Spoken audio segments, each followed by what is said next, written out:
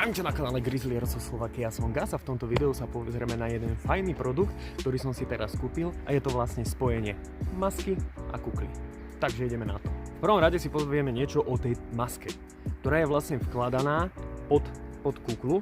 Je to vlastne taká guma s veľa otvormi, hej, vkade perfektne prúdi vzduch do tej kukly a tá kukla je tiež dobre riešená. Táto maska vlastne, alebo tá ochranná maska nesklzavá, sedí pekne na tvári, je to dosť dobre vyriešené.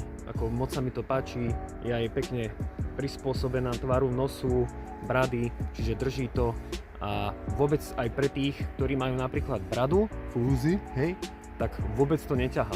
To som z toho bol veľmi milo prekvapený, že vlastne vôbec to neťahá. Takže úplná suprovina. Tu si to pekne priložíte, môžete vidieť, že mi to pekne lisuje tvar a úplná parádička.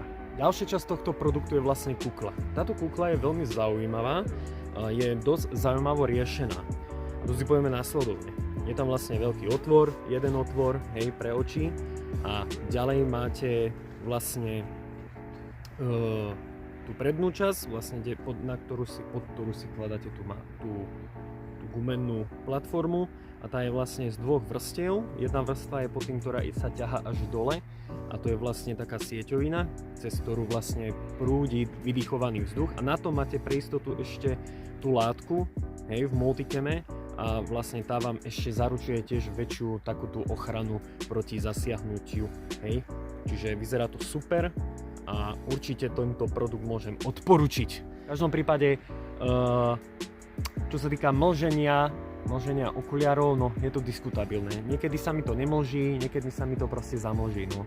Záleží aj na tom, či fúka, či je chladnejšie, či je teplejšie. OK, takže vlastne toto je vlastne ten najväčší problém, ktorý sa asi hádam nikdy nevyrieši, možno len nejakým striekacím produktom. Toto by bolo asi všetko k tomuto produktu a my sa vidíme pri ďalšom videu. Takže ďakujem za váš čas v tomto krátkom videjku. Určite mi dajte odber, like a komentár a vidíme sa pri ďalšom videu. Zapá!